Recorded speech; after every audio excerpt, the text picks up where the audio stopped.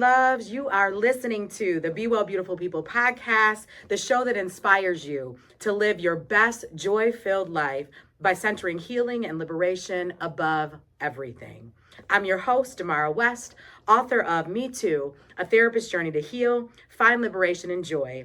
It is a sheer privilege to be in sacred space with you all today.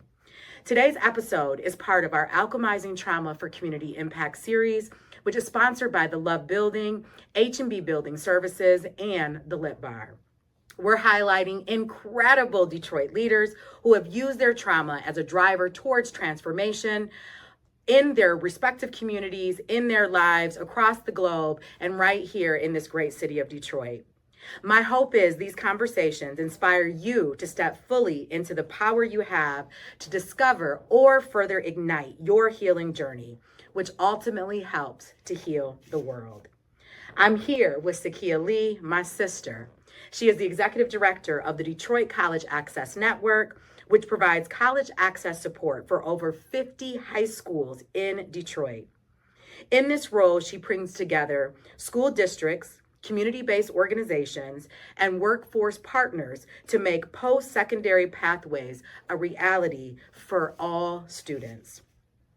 Did you know that Americans with more education live longer, healthier lives than those with fewer years of schooling?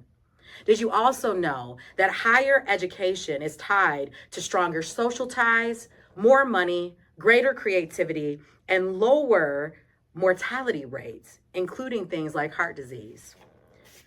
Cyekeia, we about to get into it. Yes, let's do it. Let's do it. I am so glad that you are here with me today. It's been a long time coming. Oh my gosh. When I thought about who I wanted to be in space to represent education, you were the one. Wow, you were the one. You. Of course. So let's get into it, sis. I'm pumped up off the intro and everything. Hey, yes. All right. What up, though? It's Detroit. What up, though? What up, though? Sis, why did I say my first what up, though, yesterday? I had to reserve it. I only been here 5 months. I was like, you know what? I feel like cultural humility. I got to wait till I'm really ready. Okay, but now it's like, good morning. What up, though? You're right. Here. It's just going to become commonplace for me now. I'm excited about that. Yeah. Thank you for your permission. You're welcome. Okay, so let's talk about what led you to choosing education as your pathway, right? Because you could have chose a lot of things, and you chose education. And so talk to us about how the challenges that you face in your life, and of course, the things that we're celebrating in your life, led you to this path of education that you stayed on for the entire course of your career. Yeah, so, I am a 80s baby, and so I always use this reference. If you have seen New Jack City, you got a window into my life. And so I grew up in a drug-induced household, and very early on, drug language was just second nature for me. Kilograms, ounces, like other kids are doing metric math. For me, I am learning about the dope game essentially. Yeah. But school was my constant. School was my safety. It was regular meals. It was lights always on. It was smiling faces. Be that I didn't see a lot of black faces, but there were smiling faces. It was my constant. And so I initially set out to go into nursing. I was like, I want to help people. I want to be in healthcare. And then I got to a cadaver lab. I was like, girl, we got to do something else. And so my degrees and experience, my lived experience always led me to find like the constant for youth, the constant for children. Yeah. While it's a corrupt system, what about it can be the most beautiful thing for some for me, it was reading. Like I was in dance, I was in drama. I thought I was gonna be a fly girl on The Living Color, but I was like, no, like that's not the scene for you. Education is key. I went off to Eastern Michigan University. I loved every minute of it. I went off to Wayne State after that, and I was like, other kids need to be exposed to this. Yeah. So how do I ensure that in every job that I've had, because I've had a couple across the country, I used to work for the Kalamazoo Primaries, which is where we met out in the zoo. But like, big ups to the zoo. I mean, we're here representing Detroit. We just said what up though, and like, let's just give a shout out. Let's give some love to the West Side. Hey. Yeah. So just to sum that up, like, education I knew would be the one thing people couldn't take away from me, and the one thing that I could tell other youth, like, you have a right to be educated, And once you utilize that the best way, like you just talk about social determinants of health, essentially, like it improves your life once you take on education at the highest levels that you can. Yeah, absolutely. And so thank you for, giving us such a wide and deep perspective at what drove you, right? And you could have chosen a lot of different pathways. And you started out to, but education just kept calling you. And I love how you speak to how much education gave to you. And we're going to be exploring more of that later. But also you named like the arts and how that also shaped you, right? Because every single experience we have, and this is why cutting arts-based programs is so detrimental. Yeah, you can't. Right? And particularly in schools where poverty is much higher, which means that kids probably have less access to these kinds of outlets, and knowing what these outlets can do, particularly when it comes to trauma recovery. So I digress, but not really, right? Not really. Not really.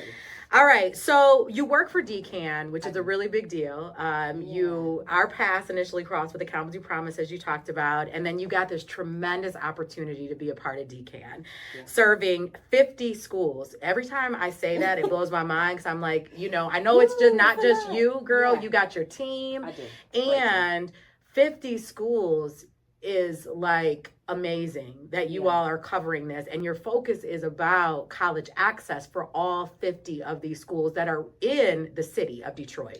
We're not talking about the suburbs. We're talking about in the heart of Detroit. And so talk to us about the varied moving parts, right? You're collaborating across schools, organizations, workforce partners. How have you seen these collaborations create sustainable pathways for students who might otherwise have slipped through the cracks if it hadn't have been for your intervention, and particularly related to the school to prison pipeline? Yeah, so as you mentioned, we work at DCAN. I have a team of 7. We work with 50 high schools in the city, and it's Detroit, so we got some elite high schools. So shout out to Cass King Renaissance. Hey, right. I mean, people can't talk about Detroit schools without talking about Cass. You gotta talk it's about like the Cass. elite. The technicians, they are elite. They are all over the world running things. If you think at any high place in the United States and beyond, somebody from Cass had a touch point. However, DCAN is like everybody's not going to get into Cass or King or Renaissance. Some students in Detroit, switch schools up to 5 times. Like if you can think back to your journey, and I had some transitioning at schools too, but 5 times, like by the time you get settled in one place, you're in another. And so we were put in place for 2 reasons. One, to fill the gap and void, because not every student comes from a college going culture household. They just don't in 2024. And 2, the governor, shout out to Big Gretch, she has a 60 by 30 initiative that by 2030, 60% of Michiganders will have a degree. Wow. I'm gonna let you guess what that rate is in Detroit right now in terms of degree attainment for bachelor's degree. I wish I could guess more, but I'm gonna start with like 20%. Okay, you're very close. It's 18. It is 18, but when we couple in and that breaks my heart. You see what I'm saying? Right. Do you see what I'm saying, Demarra? Truly. And so when we look at associate's degrees across the city, it is 2%. That's citywide. We got 50 high schools. We have over 30,000 youth in the city that are high school age. So it's our due diligence to say, here's how you complete the FAFSA. Here's how you do college applications. Here's how you get exposed to skilled trades. Like, we don't have the option to not pour into our kids, because the rest of the state is shooting for 60%. I pray we get to 30% by 2030. Like, that would make me be like, job fulfilled. And so when we talk about the collaborations, we have to work with the school districts, but I believe in shifts. So like a plant, because it's Detroit, but school is the first shift. Out of school time programs is a second shift. So if a student is at a Boys and Girls Club, a Detroit boxing gym, a midnight golf, I could go on. Parents are the third shift. They're home at night. They should be. And so how do we connect with every shift to have the same message? 20 by 30. We're at 18%. Every single job past 2025 with viable income, you need a degree or certificate. We need kids to get out of the home, off the block, out of their neighborhood, so they can pour back in. And so that's what we do. Yeah. I leave no stone unturned. I do not have all of the answers, but I know the hill that I'm gonna die on. It's going to be connected to education, because again, it saved me, and I just cannot see these babies not having the support. So we do so many things, from field trips, because some kids don't leave the city of Detroit until we put them on a bus. Yes. Some people don't leave the county. Some people don't leave the state. And so I could go on. And then to tie into the school to prison pipeline, one of the things I learned when I was back in the zoo, I was meeting with Sheriff Fuller, and he was like, Cyekeia, the rate of young women that are going to prison now is skyrocketing.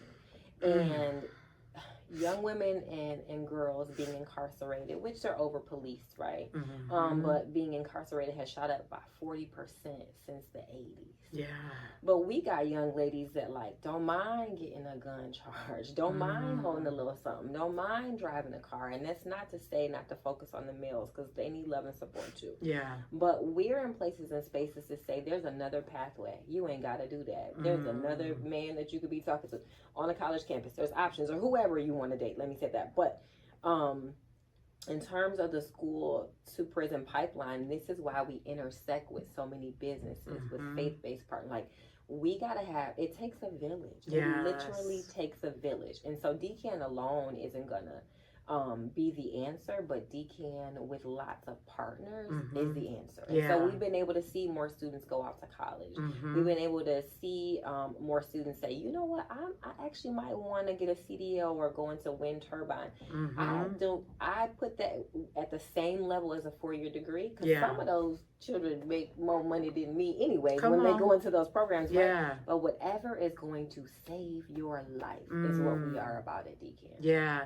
Well, and I love that you're naming that you're really a conduit, right? You recognize that your power is leveraged by the people, by the players, and that anyone who says that education is something that they value, they could probably find a place to partner with DCAN.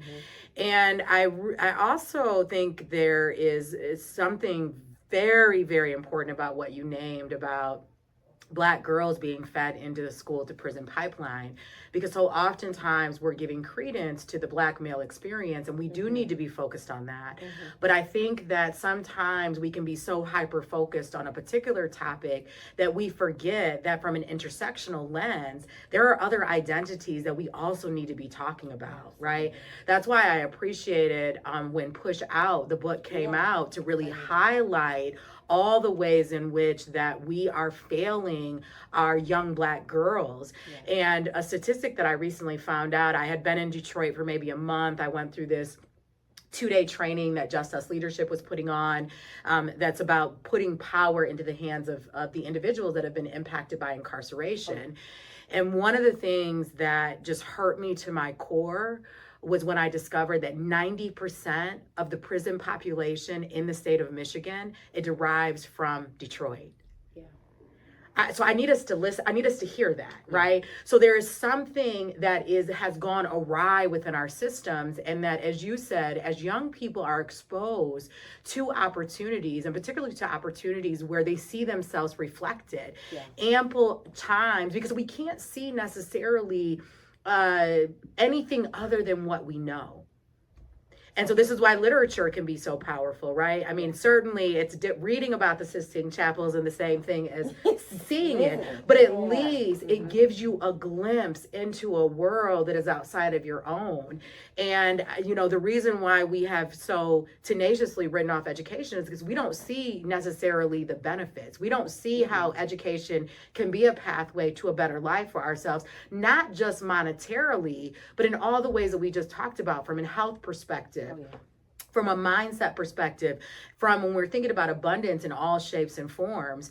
And so this is why your work is so critically important. And it's making me remember why I started the Kalamazoo CDF Freedom Schools program to begin with, right? Because that out of school time and how it feeds into the achievement gap as we know it, particularly for Black and Brown students, you know, it's not just something hokey that we're doing. We are actually providing interventions that will be transcendent for Black and brown students in a myriad of ways because of the exposure, because of the intentional activities that are culturally curated with their lives in mind, right? Yes. And so I really appreciate, I'm having immense gratitude for the work that you do and the people that are out there in the trenches doing this work, because it's not easy work to do. Oh my God, it's not. No, I'm tired right now. But yeah. Come on now. And well, you know, you make tired look good, but that's real, right? And so this is why, you know, making sure that we are doing the work of care for self in the midst of the rigor, because when you talk about not even getting to the 60% mark, but getting to 30%. It's going to take a lot. It's going to take a lot. Demarra, it's going to take a lot to turn the tide. And particularly when you're talking about by the time that a child in Detroit public schools starts school, they already have 25% of them at least one adverse childhood experience. At least one. Yes, absolutely. And, you know, we are leading the country for absenteeism rates. On any given day, 30% of students in Detroit are not in school. Where are these babies? That's the thing. We don't know. Like, some are at home being caretakers. Some are actually working. I can't tell you how many high school juniors and seniors that is just like, yo, I gotta work. I gotta help my mom. I gotta get coats for my little brother and sister. Like, you know, it's just, there are so many things. So when you add ACEs in there, and then you top that off with like a city that does not have mass transit for kids to get to school. Like, which is a damn shame. We don't have that. Which is a damn shame. And I recognize that in third world countries, this is the norm, right? But we're talking about the United States. Yeah. So the fact that our babies don't have access to transportation to get to school. Yeah. What are we doing about that? How are we gonna get to the 60? Like, you know what I'm saying? And we ain't even providing transportation. Now, don't get me wrong, there's always hope, because you're in here and you're doing the work and you're making magic happen every day. Yeah. And it's so much bigger, right? I think that there's a call to action for the community at large to say, what more are we going to do to ensure that the proper interventions are in place for young people? Because what it's making me think about is the Maslow's hierarchy of needs, right? If you're saying, gosh, we don't have enough money in our household and I'm old enough to work, I've got to get out here and I got to make shit happen, right? Or we don't have basic needs. Come on now. With all of the resources that we have in this community, in this world, there is no reason why a child should be hungry. There's no reason why a child should not have a jacket, warm clothing during winter months or whatever it might be. So for those of y'all out here listening, we weren't planning to do a call to action, but that's your call to action, okay? We got to do more to step up and make sure that we are helping to feed into this 60%. But I like that you're saying, listen, if we can get to 30%, that's something that we can sell. Even if we can get to 20%. Let's move the needle. Like, that's what I'm about. Let's move the needle. Yeah. And one of the things that I've discovered here before we tap into the next question is that Detroit is a very resource-rich community. You know, I used to think, coming from Kalamazoo, where people were moving into Kalamazoo to our homeless shelters and things of that nature, that we were a resource, and we are for a community. I'm saying we because I'm part of Kalamazoo, y'all. I'm here in Detroit, right? But like my Kalamazoo roots. But I realized actually Detroit has so many resources. Every 200 feet, you're gonna trip over a church.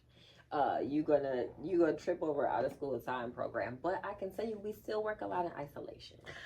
Yes, come on now. And I was literally just talking to somebody about this. So I'm going to a lot of these resource fairs, and I'm like, oh, you have a workforce development program that's free?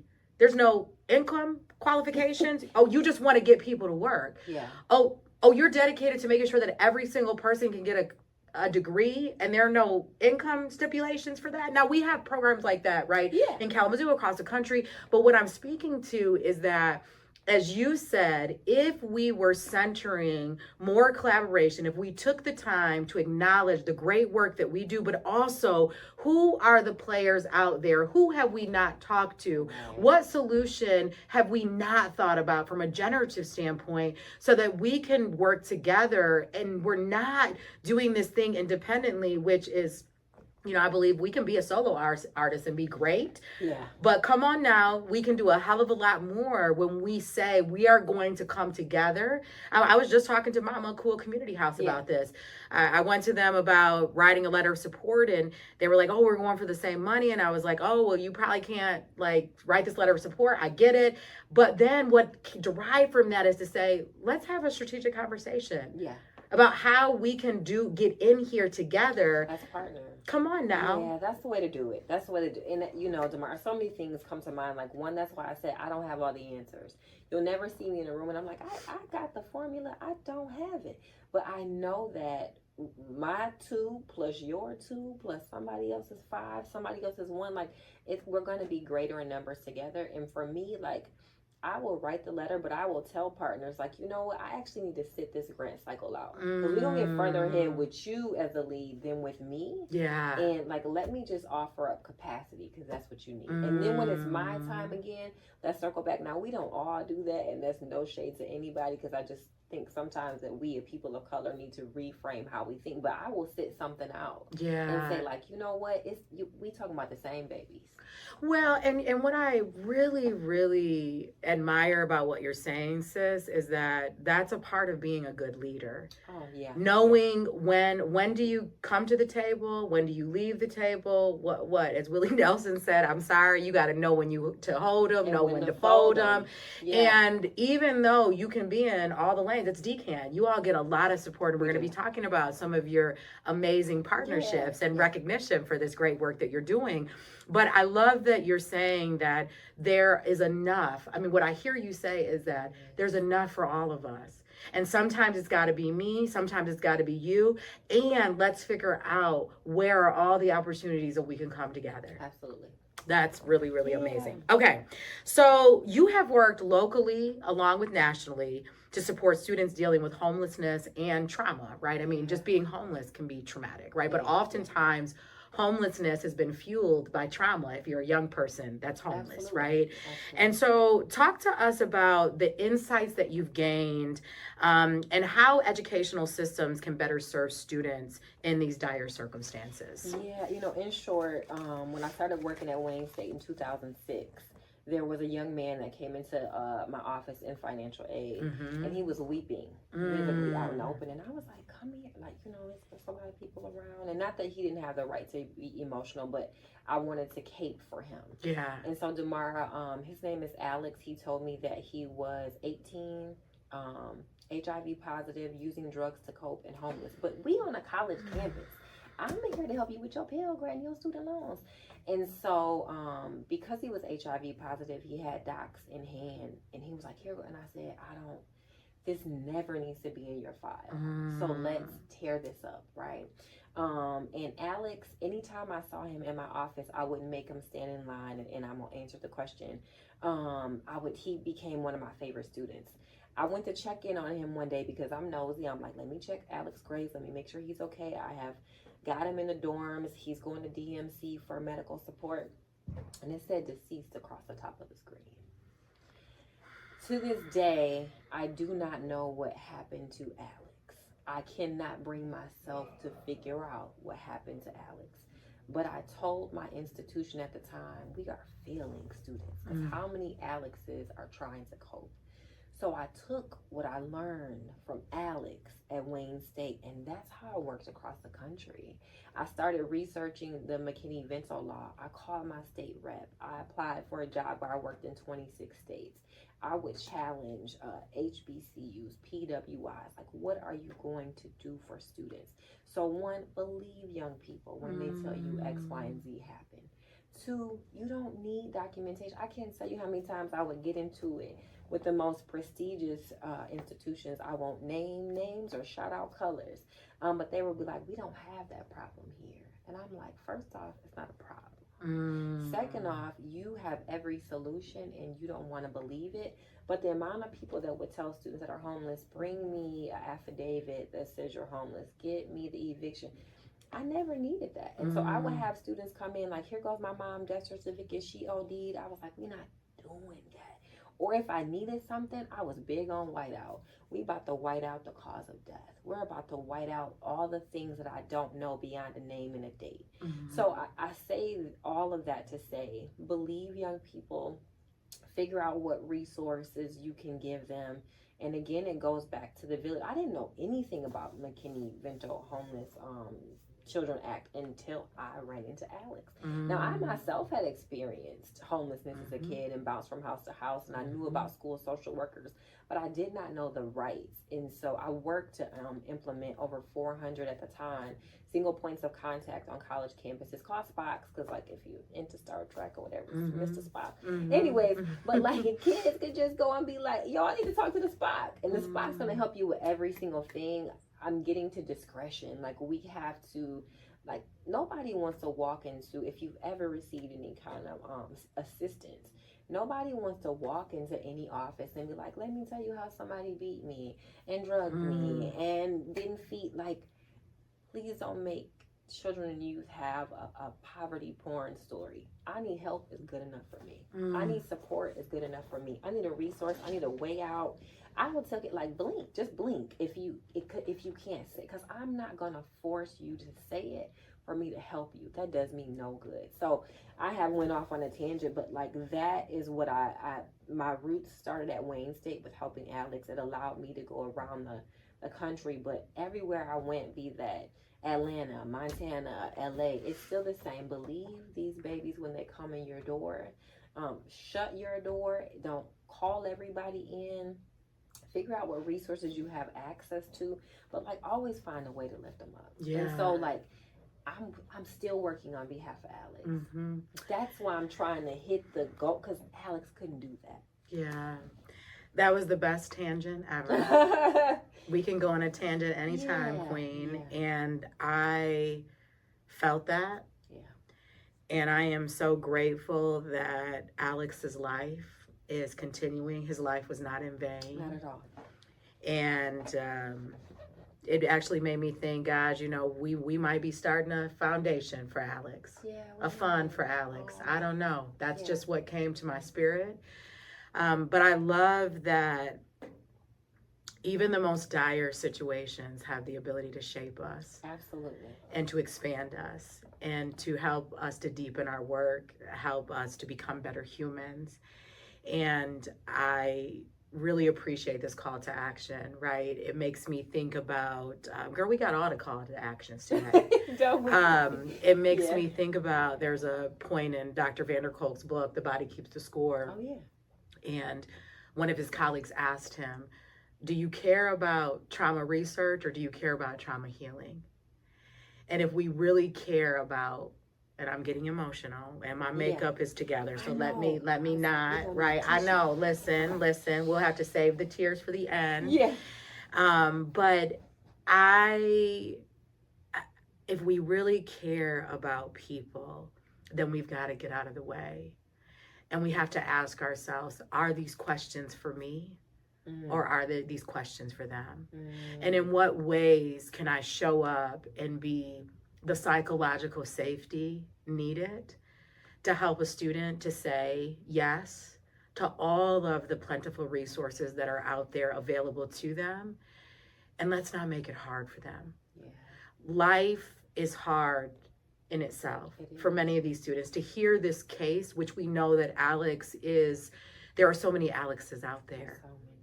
There are so many Alexes out there. And a lot of times young people, even under the best of circumstances, even when we do all the right things, and I'm using air quotes right now for those of you who can't see me, a child can still lose their way, right? Oh, yeah. And even in the midst of them losing their way, they may not ever tell you about the pain that they may be holding on to these stories, much like adults hold on to these stories.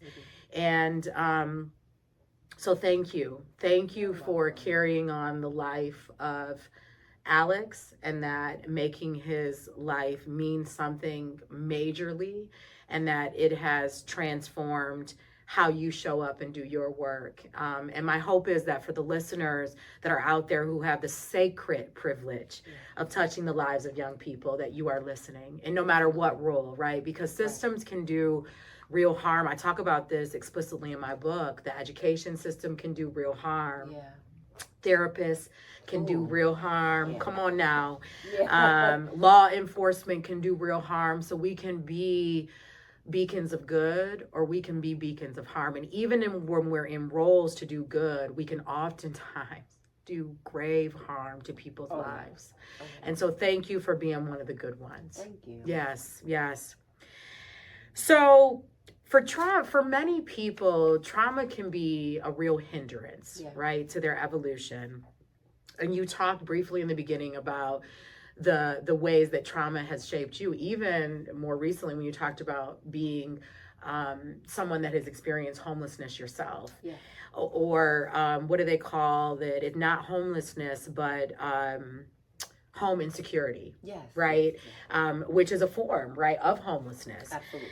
And one of the things that really struck me about you around the first time that we met, we were vetting you for the YWC Kalamazoo board, which we had the privilege of serving together for a few years.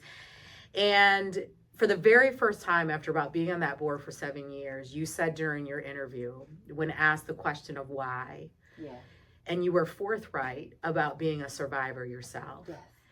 And even though this seems so commonplace, right? We're talking about the mission of eliminating racism and empowering women, and so much of our work is about interrupting systems that are harmful to women, and so much of our work is about helping survivors to heal. And yet it was the first time out of all the women that I had served with, including myself, I had never said out loud that I was a survivor. And it would take me 3 years after that point. I had become the board chair. On the first year of my board chairship, I said out loud during a retreat that I too was a survivor. But that moment, and I'm going to try not to get emotional. Yeah, me too. We got this. Come on. That moment was so beautiful. It was so courageous. And I believe that it was the first seed that was planted for me to have room and to have the courage to own that in that space, even though, I knew. Yeah. I knew that the mission of the YWCA was very much connected to who I was. Even becoming a therapist, I knew that it was connected to my trauma.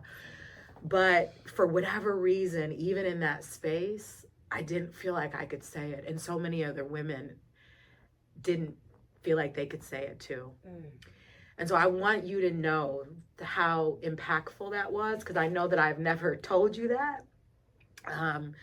But that was such a pivotal moment for me. And so I want to thank you for owning your truth, for sharing your truth with the world, for understanding clearly that your life has been a driver for the amazing work that you've done to transform the lives of students, and that you'll continue to do. And so thank you for that. It speaks to the power of sharing our stories, because we don't know. We don't know how our stories are going to impact other people's lives. So thank you for just being you. Oh, thank you, sis. Just being you. I need the cue cards. Girl, hold on a minute. Do I need to give you? Let me give you an old one, sis. Yeah, listen. Okay. I had a full-fledged cry. You holding it together. You holding it together. Know why, Demarra? I have been practicing through my healing the moment where I could set myself free. And one, if you have not ever given to your local YWCA, I don't know if it's because they're not everywhere, but find one that's nearest to you. I don't care if it's 5 states over. You gotta give. When I toured the Y, and I can't remember if I had a tour before the interview or vice versa, but I felt a testimony moment radiating in my soul when I walked through the doors. It was like, you cannot be quiet. You cannot be quiet. You have to speak. And when I went on the tour and I saw the examination room, which is set up like a gynecological office for those of you that have been to one. And I was like, is it stirrups in here? And there's a shower, and I saw underwear, and I'm just replaying the walkthrough in my mind. Ooh. And when I saw the underwear, Demarra, and there were sizes ranging from children's to adult, I was like, there's no way I can sit in this building where healing is supposed to set people free and not lift up a part of my trauma, which doesn't define me. I have a 9 out of 10 on the childhood ACEs scale, right? And people can fill in the blanks from there. But I had to say, I am a survivor. And a quote that I saw recently, since we have talked about this podcast, was one of the final stages of healing, which for me has been up and down, is to use what happened to you to help others. And that's what we were doing anyway. Yes. Right? My first job was at a teen shelter. I know why I was there. Even though I worked in the financial aid office, I know why Alex came over to me and why I didn't need to see documentation. I know why I battled for babies every single day in one of the largest Black cities, is because of so many things and so many adults that failed me along the way. So I couldn't be quiet. Yeah. And so I think the only thing that's keeping me from breaking down, y'all, is that this just continues to set me free. So if there was anything that I could say then or now to set somebody free, because I need you to see what freedom looks like.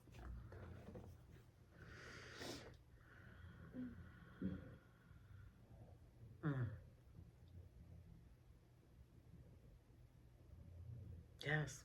Yeah, I need people to see. Let's get free. Looks like. Let's get free. We don't get free holding on to it. I love you, my sister. Oh, let's go back to the lip bar and get our makeup. Come on now. Come on. We'll give the lip bar a shout out again at the end, okay? Yeah, I love you too, sis. But yeah, I'm just like, we looking all good, and we got to, but you know, the tears help release. So let me get back to being serious. But yeah, I need y'all to see, like, this is what freedom looks like. Yes. So no matter anybody that took your power, that tried to keep you sheltered. Most recently, I had to like deal with a former ex/stalker. Like, nah, you know, I'm free now. Come on, do that shit somewhere else. Yes, I'm free. And this is what free looks like. Ooh, ooh. Okay. Come on now. So, talk to us. Yes, this is what freedom and liberation looks like, yes. Right? So talk to us about your journey to get there. Yeah, my journey to get there. And how education played a part. Education. My master's degree is in counseling and psychotherapy from Wayne State. And I can't remember till this came. Why did I not know that? You know I'm LPC. Yeah. Girl. See, you got the LBC and the LLB. Okay. Because baby, I was like, take the test. How many hours? But yeah. Girl, so many hours. So many hours. So education was a thread for me to my freedom. I had always set with like, I can't just work in a financial aid office. That's not enough. So I went to grad school at night. I did a dual master's within counseling. I had sport and exercise and community. I'm only one of 10 people that went through sport and exercise. I thought I was going to be the team therapist for the Lions, but I was too cute. They didn't want to. They didn't want me in the locker room. But listen, that still might be on your pathway, okay? I got to do some more hours. But, you know, it was those group counseling classes. I don't know if you're, like, you got to be in a circle kind of giving parts of yourself away so you can best help other people. Yeah. And I had some art therapy classes where I could use art to get through what I could not say. And my thesis was on child sexual abuse in the Black community. It was called Precious Boys and Girls, because it was right after Precious. Right, and my teacher was like, damn, like, well, how did you? It's been in here all the time. So in terms of education, you couple my safety net as a kid and my ability to be free as an adult. And so education guided me through. And from that, I used to think I was going to like go into private practice, but every counselor has a counselor, every therapist got to shrink. It's a lot to take on folks stuff every day. So for me, this is my way of utilizing my education, my experience, my training to just figure out how to help other folk in different capacities. But I'm a therapist by trade. Yeah. Oh my gosh. So I am like having this moment, girl. Like I have known, how long have we known each other? It's been a while. Probably at least 10 years, would you say? Yeah. And all this time, I just assume because of the work that you've done, that education was like your concentration, like educational leadership or something like that. And this makes a lot of sense to me because we are the collective of all parts. Yes. And so how you show up with such heart, with such an understanding, with such a curiosity about not what's wrong with this young person, but what happened to them, right? Yeah. Which is the key question that we need to be asking, centered around trauma. Yes. And so even though you said earlier you're not a product of your trauma, like you are though. Yeah. You're a product of your trauma. You're a product of your formal training. You're a product of Alex. You're a product of all of this.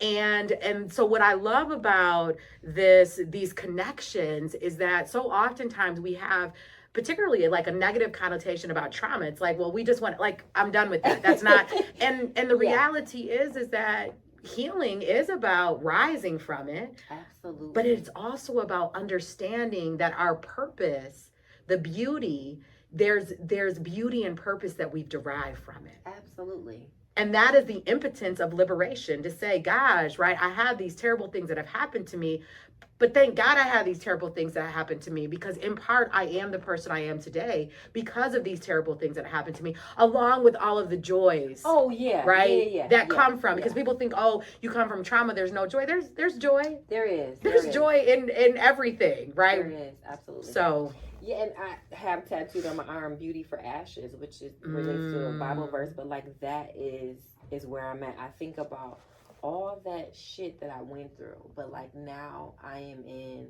and it's still ever evolving, right? But I am in a beautiful space when I wake up. Nobody dictates my life. I get to pray, I get to lead, I get to work, I get to do. And there was a time where I did not think that shit was coming. Right? Like there was a time I didn't think it was coming. So I operate with a beauty for ashes, but like that, when I initially received the questions for the show, it was, the first one was like, you're an educator. And so I changed it to you work in education. yeah, Because honey, I had a little student teaching, but it didn't work out. So aside from that, like my way into education is through trauma, but it shows up in the lens of a therapist. Like that's why I'm just like, I can read somebody's body language, and we ain't gotta go through all of that, right? And everybody doesn't have that, but I'm like, no, this baby is hungry. Like, you even on a college campus, let's make sure you apply for your SNAP benefit. Like, and sometimes people are amazed, but I'm also like, I don't know, like that's my role. Like I'm not here for any of the other bullshit. Like I am just here to clear pathways and make things okay where I can, and that is all rooted in, you know, like I said before, like things that happen to me. And on this level of healing, we just have to use that to help other people. Yes. Oh my gosh. Yeah. Absolutely. Well, and I love that you go above and beyond what many people would be perceived as above and beyond, but really you're doing what you know is right, irrespective to each individual student. You're saying, like, if we're really about that life of caring for kids and making sure that they can be successful in education, whatever pathway they take, we got to make sure from a Maslow's hierarchy perspective that they've got their basic needs met. We got to make sure that whatever the whole child, irrespective, even in the context of the families that they come from, the homes that they come from. You know, when I was doing school-based, home-based therapy, you know, I would say, God, I'm not just working with this little person. I'm working with the 8 people in this household. My relationship, yes, I'm working with this little guy, but actually it's the entire household. And the reason why this is important is because when we're transactional in relationships, then we miss really big opportunities. And when we understand that our work is holistic in nature, it's about seeing people and meeting them exactly where they are and leveraging the resources that we have at our disposal, even though it's not clear cut within the frame of our job description, right? Let's be real. But you do it because you know that is the key ingredient to ultimately helping these young people rise if they choose to, right? And unfortunately, with a young person like Alex, who we don't know what happened, right? We don't know if Alex passed away from HIV. We don't know. But if they're given an opportunity, and if they choose the pathway of education, if they are in the arms of Cyekeia and her team, they can be rest assured that they're seen and they're heard, and you're going to do everything in your power to make sure that they rise if they decide to.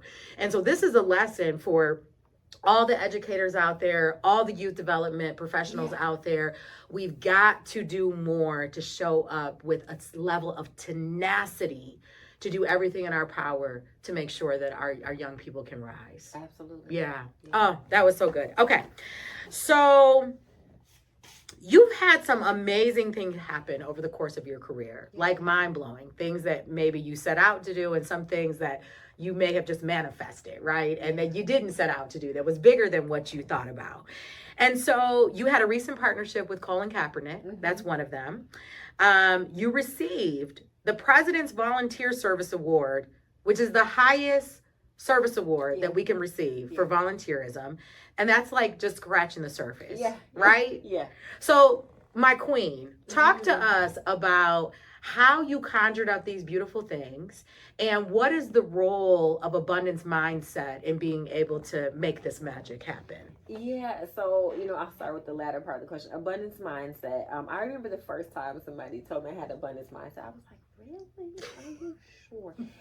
But so abundance mindset plays into it because good things should be happening to me, for me, around me. Like that is what I'm thinking. Come on. And so I learned early on in my career to just use my power to help people. I never thought that the awards and the accolades would come. I tell people all the time, I'm over 40. I ain't making the under 40 list. I'm not getting the key to the city that I know of. But I can do the right thing. And I can do right by people. And so when the other things started to come, like Colin's Know Your Rights camp, shout out to Mariella. She was like, Cyekeia, we watched you for months and saw what you were doing. And we were like, when we come to Detroit, we can't do this camp without her. And I'm like, what? Wow. Like, name being mentioned in the room. Colin Kaepernick, put your fist up, kneel, shut shit down. Okay, that's my last time. Yeah, hey, but, and it might not. Shit, I had to just put a shit on it. Just because. Just sprinkle it in there, So that, and then, and that was amazing within itself. Like somebody coming into the city intentionally before the NFL draft and pouring into our Detroit babies. But I never, as I sat back, thought that my stars would align like that. I just was like, do good by people. And then when the Lifetime Achievement Award came from the White House, I thought it was a spam email. Wow. I was like, they talk about me? And one of the first things that was lifted up was a diaper drive that I had did about 12 years ago, 12 to 15, for the Detroit Diaper Bank. And I'm gonna just let you know, I was walking in the park one day with my goddaughter. I don't have kids. And we passed a table that said Detroit Diaper Bank, but they had paper towel and tape. And they were like, this is what people resort to when they don't have diapers for their baby. I was like, that's wrong. Why is this a thing? Like, people need diapers. I'm gonna do something about this. I'm gonna do right by people. I took my own money, hosted a dinner for diapers. Did not know what I was doing, Demarra. But it was around Halloween, so I was like, you dress up, you wear a costume, you bring diapers. I had to get a U-Haul truck to get all of the diapers to the diaper bank, right? And then I'm just on to the next thing. If I go somewhere and people tell me that there's a toiletry need or whatever. So the abundance mindset for me is hearing a problem and trying to figure out how God can use me to solve it. That's all I got. And so if everything else comes from there, or doors open, or people call on me, or ask to partner, I'm like,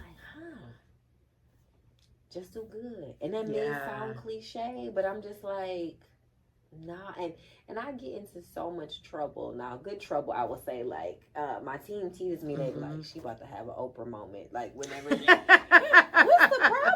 We all need more Oprah moments, Yeah, okay? yeah, and we don't got nowhere near Oprah money, but if I hear Wait, we need a little of that too, we need huh? a call to action. Hey, Call to action. But you know that has just been what it is. Like, and I think my issue is I'm gonna walk out of here in the next couple of weeks and hear a problem and try to think about how to solve it. Yeah. But if I don't operate in the deficit, right, because I am loved, I am taken care of, I am healthy, I am cared for. Some people aren't. yes. And so my abundance mindset is just to good things will come to me, but I need to be on this earth doing good.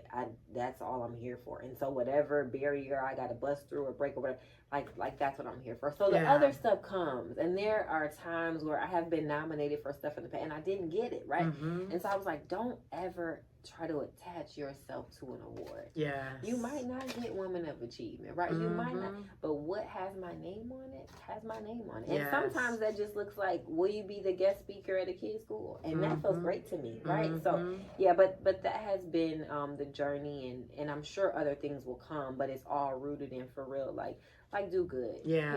And I'm an extreme couponer. I have so much stuff at home. And I'm like, who needs shampoo? Like I'm just like, yeah. So that's where I'm at.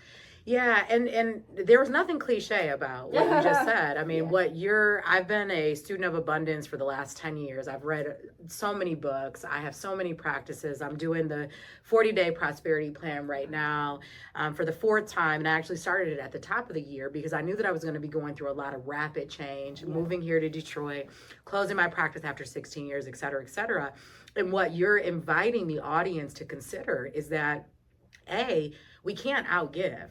And that when we're doing good in the world, right? I love what you're acknowledging, that you're actively a part of changing the world. You're not a bystander complaining about the ills of the world. You are actually saying, oh my gosh, here's a problem I feel moved to address this problem. I know I can address this problem. You address the problem, you keep moving until the next problem comes your way, right? And then as a result of that, because when we give things out, right, whatever we put out into the world, it's coming back like a boomerang, right? Yeah. And a lot of times what's coming back is going to be so much grander than what we ever gave. And that's not why we're doing it, but we can always be rest assured that when we do good in the world, good things are going to come to us. And when we continue that cyclic work, right? People are always going to be doing things for us. People are going to be speaking our names in rooms that we don't even know. People are going to be watching our work, and it's unbeknownst to us completely, because you will always reap good when you're doing good. And this is why I heard someone say once, I always make sure that my hands and my heart are clean. You got to. Because if your hands, no matter who is trying to harm us, as long as we are doing the right thing, we can be rest assured that Source, Universe, God, Creator is always going to provide, is always going to take care. And I love what you said earlier. You just expect that you're going to be taken care of in life. How could you not? Yeah. When you're doing good in the world, of course you are going to be taken care of. Of course you can be rest assured that every single thing that comes your way, even moments of pain, are working for your good. Absolutely. Towards having an abundant life. So, girl, ain't wasn't nothing cliche about that. Okay, good. Okay, sign me up for all of it. Okay. Hey, you dug deep. You gave it to us. So, as we get ready to wrap up, look into the future. Yeah. What do you hope to see in Detroit's educational landscape? And how can education serve as a catalyst for the continued healing and empowerment for our people, especially in Detroit and other undeserved communities across this country? Wow. Or underserved communities in this country. You have lifted up Maslow's hierarchy of needs a couple times. I think it's very simple. It's making sure that our students, especially our Black babies, I was going to say students of color, but I'm going to be intentional here. Our Black babies that are in urban communities, first off, have their basic needs met. Yes. Like I'm thinking of so many things, but have their basic needs met. Beyond that, like children need a plan, right? And I say that because even though we do college access, it is not embedded in all school districts in Detroit. It's just not, right? Yeah. And not only Detroit, you can pick across the state, across the country. We have moved away from, in terms of education systems, like folks having a plan.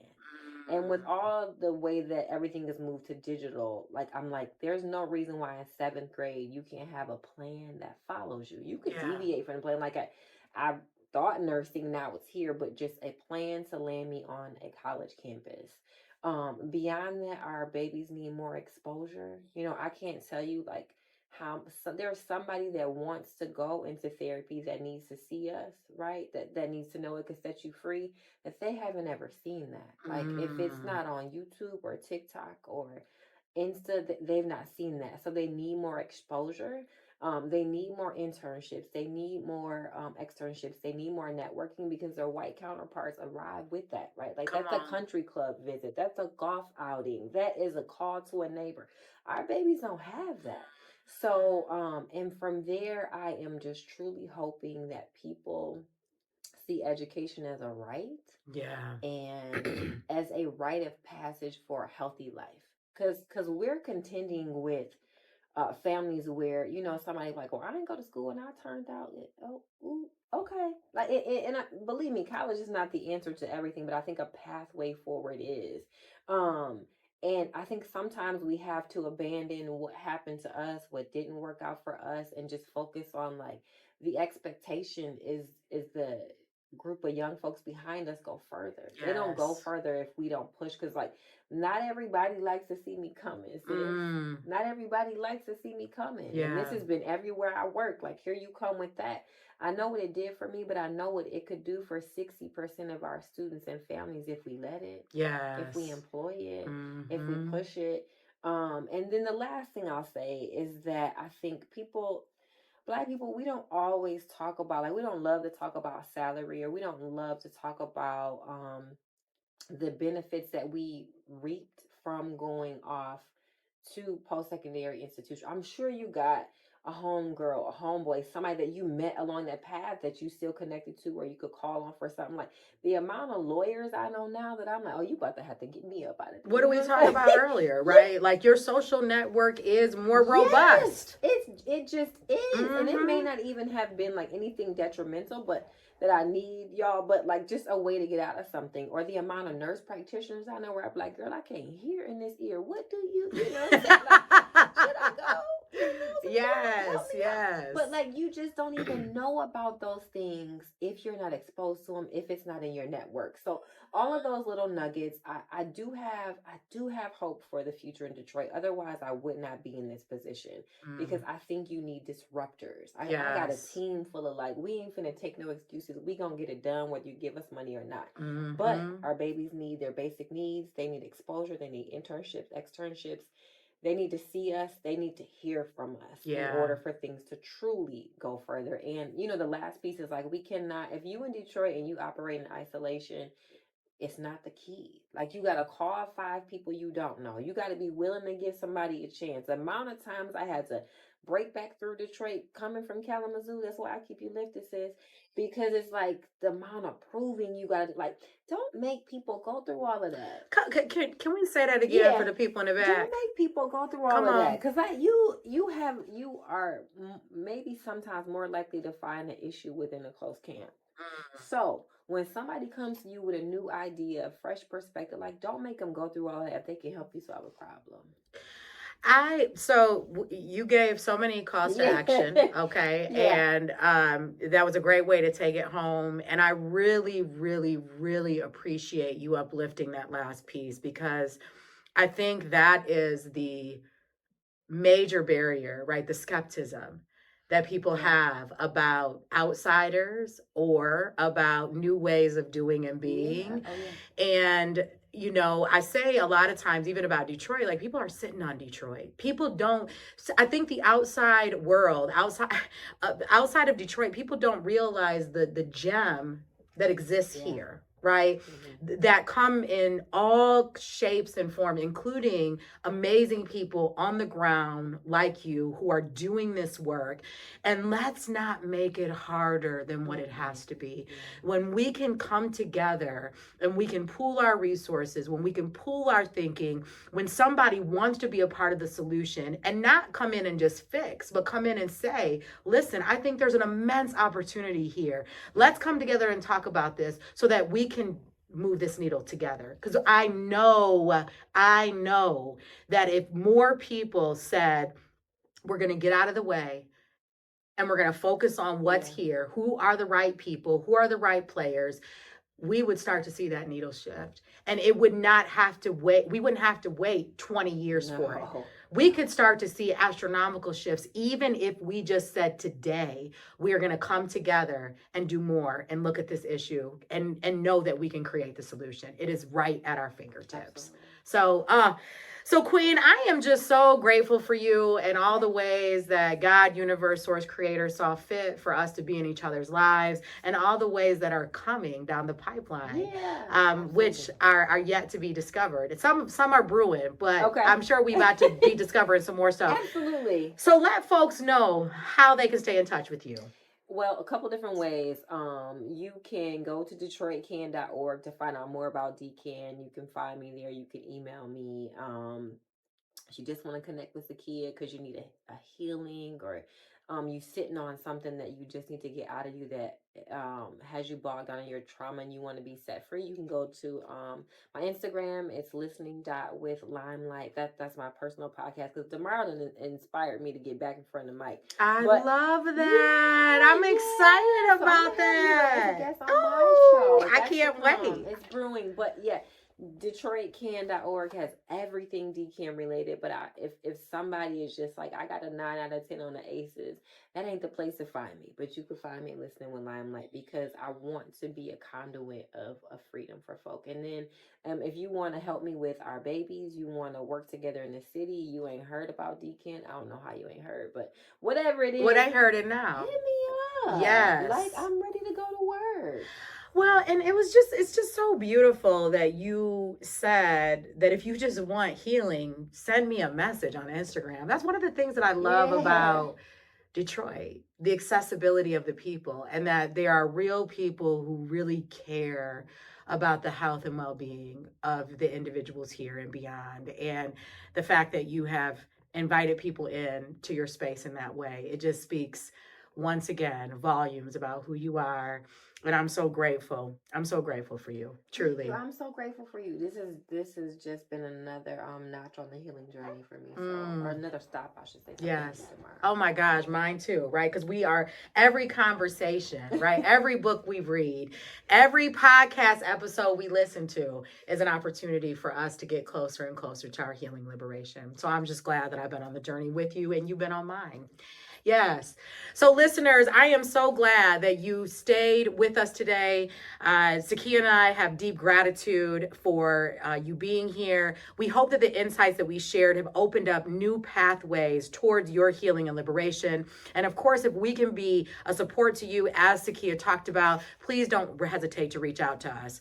Be sure to tune in for the 8 other episodes on the Alchemizing Trauma for Community Impact series, plus the 100+ additional episodes we have on the Be Well Beautiful People podcast. If you found value in today's show, show us some love by telling your people about it. Rate our YouTube channel, and also give us a shout out on any podcast platform that you listen to. You're also welcome to share your insights with us directly at info@bewellbeautifulpeople.org. And if you haven't picked up my book, Me Too, A Therapist's Journey to Heal, Find Liberation and Joy, where I too, as Cyekeia talked about, have 8 out of 10 of the adverse childhood experiences. And I talk about the healing practices that have been most central to my own healing and liberation. You can pick up your copy at DemarraWest.com. And if you use code Alchemizing, you're going to save a whopping 25% off. The Be Well Beautiful People podcast series, Alchemizing Trauma for Community Impact, is sponsored by The Love Building, which is a subsidiary of Allied Media Project and home for the social justice and creative community right here in Detroit. We're also supported by H&B Building Services, providing top-notch, reliable building services for all your professional and personal needs. And last but not least, the Lit Bar, which is all about pulling the beauty that already exists in you, outside of you. And so I want to give a shout out to them for supporting this beautiful labor of love. We're going to leave you with the words of W.E.B. Du Bois. Education must not simply teach work. It must teach life. Until next time, beautiful people, Ashe.